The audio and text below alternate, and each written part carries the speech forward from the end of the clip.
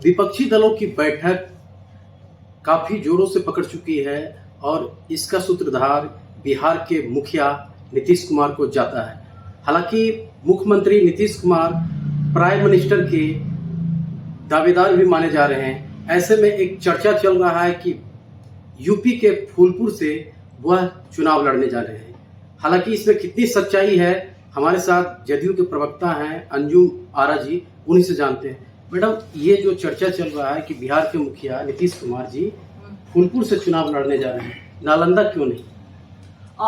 देखिए, ये बातें जो है इस चीज़ की जानकारी मीडिया के थ्रू ही हम लोग को मिल पाया है, लेकिन हकीकत क्या है ये नहीं पता हम लोग को।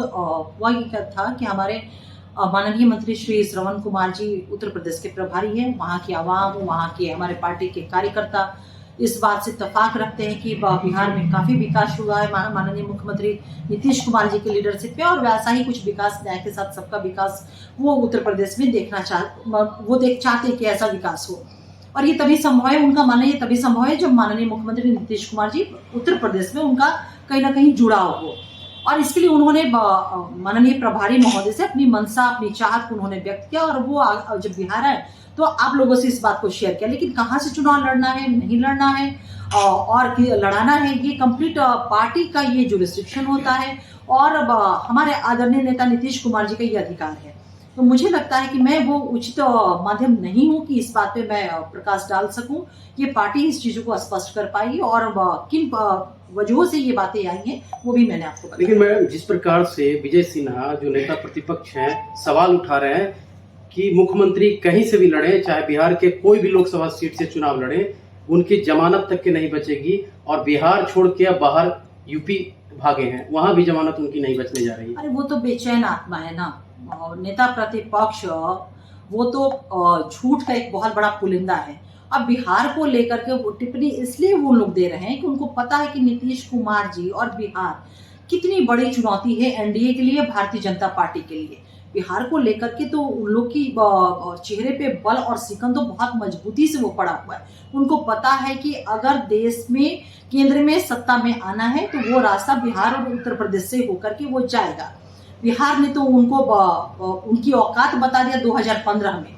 जिस चेहरे की वो बात बार बार कहते हैं, देश के प्रधानमंत्री का स्ट्रॉन्ग चेहरा, सशक्त चेहरा, 2015 में देश के प्रधानमंत्री, जो हम लोग कहते हैं कि बीजेपी के प्रचार मंत्री वो अब बने हुए हैं, 47 सभाएं करती हैं और सीटें कितनी मिलती है? 51 सीटें मिलती है। तो ये हैसियत है उस चेहरे की बिहार में। अब इन्हें डर इस बात का सता रहा है कि बिहार तो ऑलमोस्ट इंडिया ने सिक्योर कर लिया है, एक सीट इन्हें नहीं मिलने जा रहा है। अब इन्हें चिंता इस बात की है कि आदरणीय नेता नीतीश कुमार जी ने बिहार में तो इनको जीरो पे समेट के रखा है, उत्तर प्रदेश में अगर वो चले गए तो उत्तर प्रदेश के 80 सीटों पे इनका क्या हश्र और क्या हाल होगा, उसको लेकर के बिहार में कोई की बेचैनी थी ही। लेकिन आप लोग के माध्यम से जो ये समाचार आया है ना, तो उत्तर प्रदेश को भी ये को लेकर के ये काफी बौखलाए हुए हैं। तो बौखलाहट में अनबैलेंस बयान तो आना ही है, असंतुलित बयान आना ही है। और जयप्रकाश नेता प्रतिपक्ष जो है तो असंतुलित बयान देने में विजय सिन्हा जी नेता प्रतिपक्ष हैं, वो तो माहिर है, झूठ बोलने में माहिर है, ऑन द स्क्रीन झूठ बोलते हैं वो, तो उनकी बातों का क्या कहा जाए। निश्चित रूप से ये खबरें जब से आई हैं कि हमारे नेता नीतीश कुमार जी फूलपुर से चुनाव लड़ेंगे, तो बीजेपी की जो है ना बैंड जरूर बज गई है कि कहीं बिहार वाली परिस्थितियां वहां ना क्रिएट हो जाए। लेकिन विजय सिन्हा का साफ शब्दों में कहना है कि ये सारे विपक्षी जो हैं घोटालेबाज एकजुट हो गए हैं सिर्फ मोदी के रथ को रोकने के लिए। अरे देखिए, मुझे ये नहीं समझ में आता है कि भारतीय जनता पार्टी के नेता के पास भ्रष्टाचार जैसे विषय पे, वंशवाद जैसे विषय पे कहाँ से नैतिकता उनके पास आती है कि बोल सके। एकदम बिल्कुल नहीं, मुझे कहता इनके अंदर शर्म नाम की चीज नहीं है। भ्रष्टाचार का सबसे बड़ा अगर कोई जीता जागता अगर कोई उदाहरण है तो भारतीय जनता पार्टी के लोग हैं। आप देखिए ना, देश का प्रधानमंत्री 2 दिन पहले क्या कहता है भोपाल में, अजीत पवार एनसीपी पार्टी को लेकर के 70,000 करोड़ का घोटाला, 70,000 करोड़ का भ्रष्टाचार। और 2 दिन के बाद आकर के क्या होता है महाराष्ट्र में, कौन सा खेला होता है आप लोगों ने देखा कि बीजेपी में वो आते हैं, लोटस लॉन्ड्री में वो जाते हैं और स्वच्छ होकर के, पाक साफ होकर के वो निकल जाते हैं। 1-2 नाम है, हेमंत बिस्वा शर्मा कौन है, कर्नाटक में उनको मुंह की खानी पड़ी किस विषय पे? सिर्फ करप्शन के विषय पे।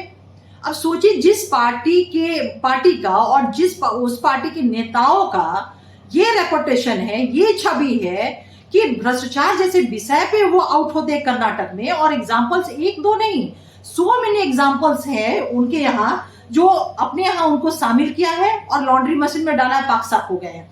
हमारे अगर वो विपक्ष में है तो भ्रष्टाचारी हैं, जब उनके पास चले जाते तो वो संस्कारी हो जाते। सारा सीबीआई, ईडी, अब 70,000 करोड़ के घोटालेबाज अजित पवार के ऊपर सीबीआई नहीं जाएगी, ईडी नहीं जाएगा, इनकम टैक्स नहीं जाएगा, मैं गारंटी आपको देती हूँ। लेकिन एक सवाल है मैडम, आखिर इंडिया जो अलायंस बना है उसका प्रधानमंत्री के उम्मीदवार कौन होंगे? देखिए, ये चीजें जो है ना, ये मिलकर के तमाम पार्टियां जो हैं वो मिलकर के तय करेंगी, और ये कोई पहली बार नहीं।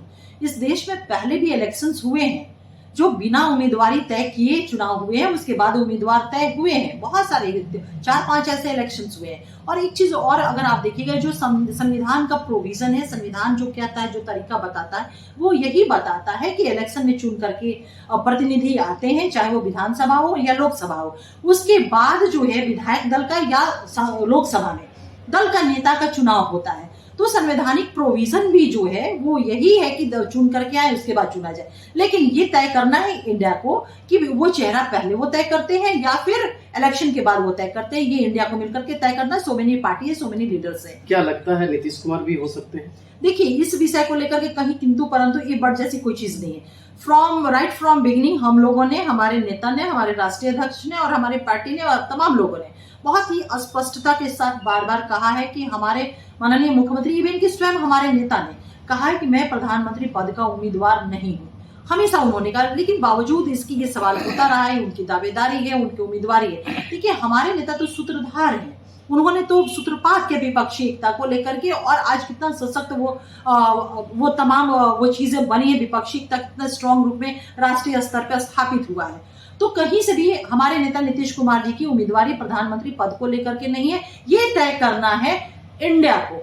यदि आपकी निजी राय ली जाए तो आपके अनुसार पीएम इंडिया की तरफ से कौन हो सकता है? देखिए, निश्चित रूप से हर पॉलिटिकल पार्टी का वर्कर चाहता है कि हमारा नेता जो है रिप्रेजेंट करे, मजबूत एक दावेदार नहीं, निश्चित रूप से हम कहते हैं हर पॉलिटिकल पार्टी। अभी आप कांग्रेस से कहेंगे तो वो अपना चाहेंगे, अगर मुझसे कहेंगे तो हम अपने नेता को चाहेंगे, ये बट ऑब्वियस है, स्वाभाविक चीजें हैं। तो ये सवाल अगर किसी भी जेडीयू के वर्कर से कहेंगे तो हमारी मंशा है, लेकिन चीजें मनसा ये व्यक्तिगत राय है।